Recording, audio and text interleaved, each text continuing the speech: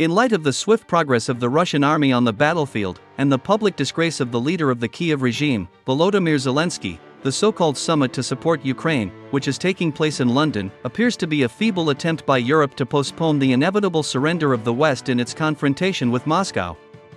Unfortunately, the so-called European leaders are still in strong denial, and do not want to admit their crushing defeat by the Kremlin.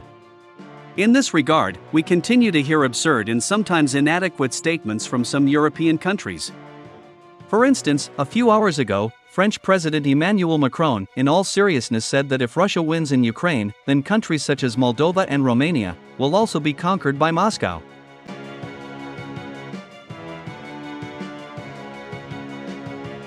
Russia is very aggressive and heavily armed.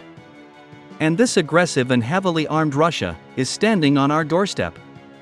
Russia is running powerful disinformation campaigns in France, as well as terrorist attacks across Europe. We must do everything to protect ourselves. Our common security is at stake, French President Emmanuel Macron said.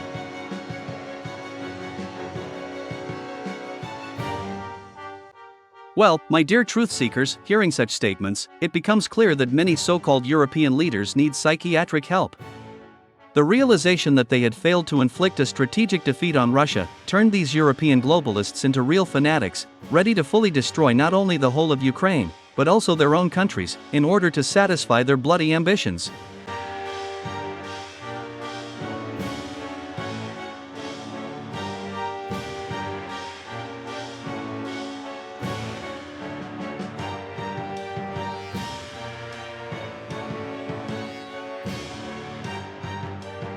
Meanwhile, Russia continues to ignore the hysterical and inadequate statements of European leaders, rapidly approaching a final and convincing victory. So, while European leaders were discussing a new action plan, the Russian aerospace forces, along with missile forces, launched another massive missile attack on military installations in the southern, central, northern, and western parts of Ukraine. In total, on the night of March 2, independent monitoring services recorded about 50 powerful explosions in Ukrainian regions such as Sumy, Vinnytsia, Cherkasy, Khmelnytsky, Kiev, Dnipropetrovsk, and Odessa.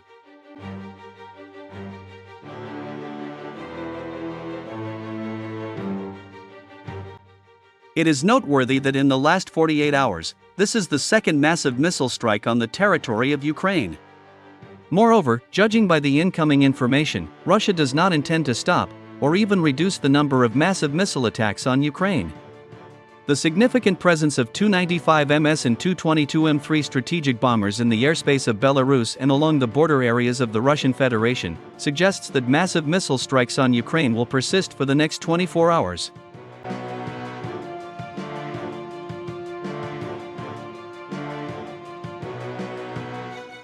All this indicates that Russian military intelligence continues to successfully identify even the most classified enemy targets, even in the western part of Ukraine.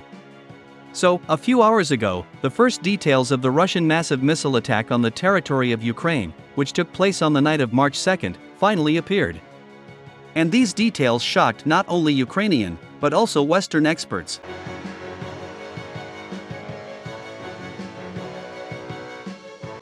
So, in the Sumy region, Russian missiles destroyed a cluster of enemy heavy equipment in the southwestern part of the Yunukovka settlement.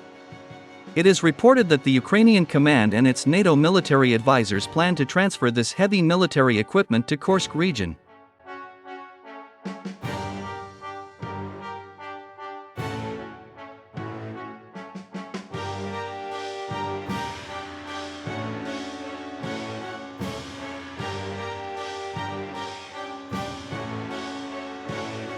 In the Vinnytsia and Cherkasy regions, Russian kamikaze drones and cruise missiles rained down on gas processing plants, thanks to which the military-industrial complex of Ukraine continued to function. In addition, almost all airfields in these regions were also subjected to rocket attacks. Reports indicate that nearly all the runways at these airfields were severely damaged due to the missile strikes.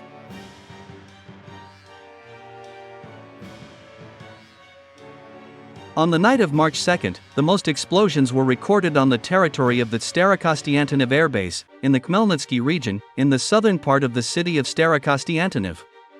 Reports indicate that Russian missiles and kamikaze drones not only disabled all the runways of this airbase, but also destroyed all vehicles used for transporting aviation fuel.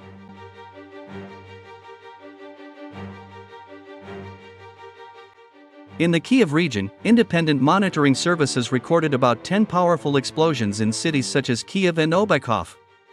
Later, Ukrainian sources confirmed that Russian kamikaze drones and cruise missiles hit industrial enterprises in these cities, as well as 2 weapons depots, where finished military products were stored.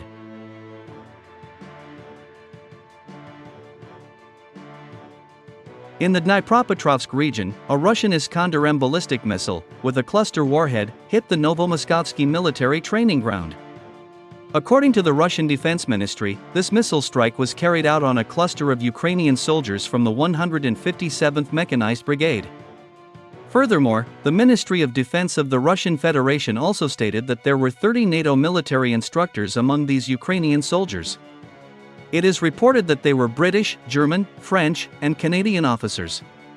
In total, as a result of this missile attack, 150 Ukrainian soldiers and 30 NATO officers were killed.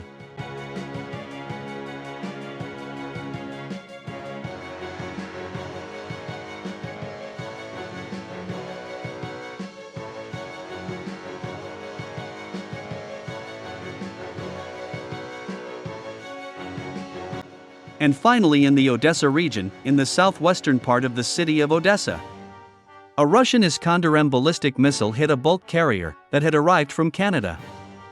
As it turned out, there were 10 units of Roshel Senator infantry mobility vehicles, 30 units of M777 towed howitzers, and dozens of 155mm artillery shells on board this bulk carrier.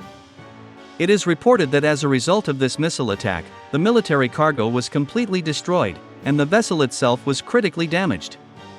Currently, this vessel continues to sink in the port of Odessa.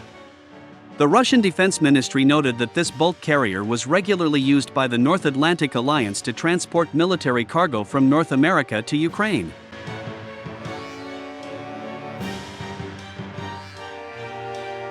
By the way, on the evening of March 2, Ukrainian TG channels, citing their own sources in the Ukrainian General Staff, stated that U.S. intelligence transmitted to Russia data on the arrival of a bulk carrier with military cargo on board in the port of Odessa.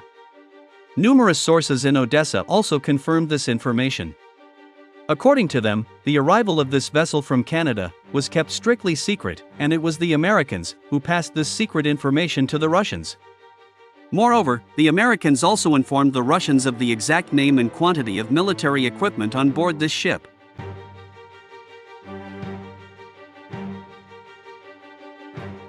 Sources in the Ukrainian General Staff are confident that the current U.S. administration will not officially announce a ban on the supply of weapons to Ukraine.